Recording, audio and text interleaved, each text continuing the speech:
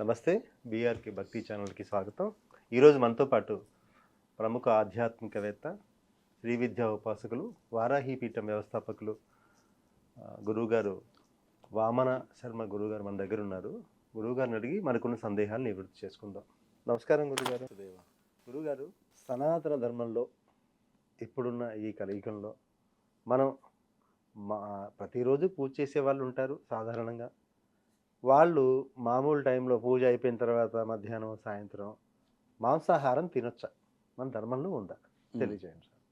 అంటే కలియుగ ధర్మం ప్రకారంగా ఎవరి ధర్మాన్ని వాళ్ళు పాటిస్తుంటారు. అబ్సల్యూట్లీ.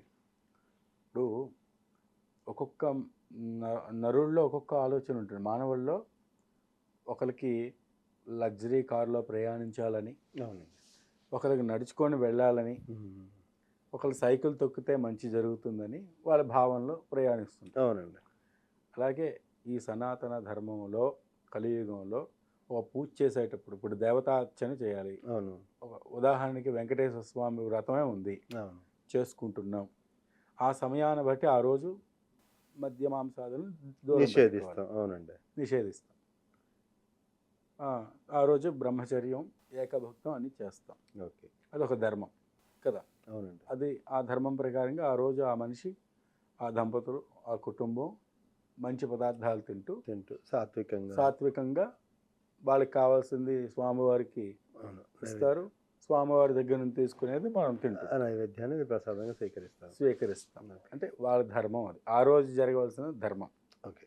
రోజుల్లో ఎన్నో కాలాలు మారుతుంటాయి, ఒకేలాగా ధర్మం రోజు ఉండిపోవట్లేదు. సూర్యుడు ప్రాతకాలం ఉదయించేటప్పుడు ఒకలాగా ఉదయిస్తాడు, మధ్యాహ్నం సమయంలో ఒకలాగా వస్తాడు, సాయంత్రం సమయంలోకి అస్తమించి ఎర్రగా వెళ్తుంటాడు. అక్కడ కాలం ధర్మం మారింది కదా. అలాగే ఒక పూజ చేసేటప్పుడు కొన్ని ధర్మాలు నియమాలు పాటించి వాళ్ళ పూజలు వాళ్ళు ధర్మాలు చేసుకోవచ్చు. ఓకే. అంటే తినొచ్చు అంటారు అయితే నాన్ వెజ్? తినొచ్చు, తినకూడదని నేను చెప్పట్లేదు. వాళ్ళ మనోభావాన్ని బట్టి. ఇప్పుడు నేను ఉన్నాను, మంచి మాటలు చెప్పి నలుగురు బాగుపడండి అంటాను. అది వినేవాడు, ఒరే నాయన నువ్వు ఆడుకోవద్దు, నువ్వు ఇక్కడ ఏదో చతుర్ముఖ పారాయణ చెయ్యు, లేదంటే తోటల్లోకి వెళ్ళి తెడ్డు బిళ్ళ ఆడదామంటే వేరే వాడి కర్మ. అంటే దీంట్లో మంచి ఉంటుంది, చెడు ఉంటుంది. కాబట్టి వాళ్ళని తినొద్దు అనట్లేదు, తినకూడదు అని నేను అనట్లేదు. వాళ్ళ ధర్మం. ఒక్కొక్కరికి ఒక్కొక్క బుద్ధి ఉంటుంది కదా. వాళ్ళ ఆచరణ బట్టే వాళ్ళకి కావాల్సింది భక్తిపూర్వకంగా చేయాలంటే తినకూడదు. అంటే భక్తిపరంగానే చేస్తాడు. ఇప్పుడు అమ్మవార్లు ఉన్నారు, గ్రామ దేవతలు, ఫుల్ భక్తితో చేస్తాడు, అమ్మవారికి బలులు ఇస్తారు. వాటిని మరి ఆవిడ నైవేద్యంగా సమర్పించింది ప్రసాదం తీసుకోవడం తప్పలేదు కదా. తప్పలేదు, నేను అదే అంటున్నానండి. నియమము, శాస్త్రము, పద్ధతి. ఒక్కొక్క దేవుడికి ఒక్కొక్క పద్ధతి ఉంటుంది. పరమేశ్వరుడు నిలువుగా నామాలు పెట్టుకుంటాడా? లేదు, అడ్డంగా పెట్టుకుంటారు. ఆయనకు ఒక నియమం ఉందా? వెంకటేశ్వర స్వామి నిలువు నామాలు పెట్టుకుంటారు. అదొక ధర్మం ఉందా?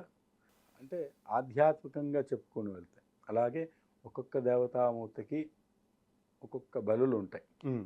చండీ హోమం చేసేటప్పుడు ఏమిటి బలి? కోష్మాండ బలి ఇస్తాం. అవునండి. తినేం కదమ్మా, భూత తృప్తి అంటారు దాన్ని. ఓకే. అలాగే ఈ గ్రామ దేవతలకి బలులు ఇచ్చేటప్పుడు ప్రసాదమే, అది మనోభావన. ఓకే. మన యొక్క భావన, అమ్మవారి ప్రసాదం తినాలి. అందరూ తినరు.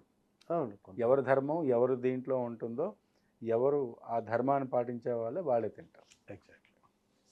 కాబట్టి వాళ్ళ ధర్మం వాళ్ళు తినచ్చు. ఓకే. అంటే నాకు ఇంకో అనుమానం ఏంటంటే, ఇప్పుడు మన సనాతన ధర్మంలో పూర్వం నుంచి మాంసాహారం తిన్న వాళ్ళు ఏమైనా పురాణాల్లో ఉన్నారా? అంటే ఈ మధ్య కాలంలో కొంతమంది కాంట్రవర్సీ, శ్రీరామచంద్రమూర్తి కూడా నాన్ వెజ్ తిన్నాడు అంటారు. అది ఎంతవరకు నిజం? సనాతన ధర్మంలో త్రేతాయుగంలో పుట్టిన వాళ్ళు ఇప్పుడు ఎవరైనా ఉన్నారా? లేరు. మనం కళ్ళతో చూడాలి, చెవుల్లో వినాలి. ఓకే. ఇవన్నీ పుక్కిట పురాణాలే అంటారు. అంటే ఇలా పురాణాలు నేను ఇది చేయట్లేదు. ఓకే. అంటే పురాణాలు, ఇతిహాసాలు, శాస్త్రాలు, ధర్మము, మంత్రము, నేను దేవుళ్ళని కానీ వేటిని కూడా నేను ఉద్దేశించట్లేదు. ఓకే. శ్రీరామచంద్రుడు మాంసం తిన్నా అంటే క్షత్రియుడు ఆయన. అవును. ఓకే. ఆయన ధర్మం తినచ్చు, తినకపోవచ్చు, నేను చూడలేదు. ఎగ్జాక్ట్లీ. వాల్మీకి రామాయణంలో కొన్ని ఏవో అంశాలు ఉన్నాయన్నారు. అవును. కొన్ని ఆ అంశాల పరంగా కొంతమంది ఏంటంటే తిన్నారంటారు, కొంతమంది తినలేదంటారు. అది మనకి ఎలా తెలుస్తుంది? ఇప్పుడు నేను ఇక్కడున్న వామన్ శర్మ గారు ఫలానా ఎక్కడో ఉన్నారని ఎదుటి వాళ్ళకి తెలుస్తుందా? అమెరికాలో ఉండేవాడికి తెలుస్తుంది. లేదు. నా గురించి రాస్తే కదా అక్కడ తెలుస్తుంటుంది. అవును. నన్ను చూస్తే కదా ఆ వ్యక్తి ఇక్కడ ఉన్నారని తెలుస్తుంటుంది. అలాగే తెలిసి తెలియని జ్ఞానంతో ఒకరి మీద మనం దైవం అవ్వచ్చు, మనుషుల మీద అవ్వచ్చు నింద వేయకూడదు. కరెక్ట్. పూర్వకాలంలో మద్య మాంసాదులు తినే లేదు, నాకు తెలిసైతే లేరు. ఓకే.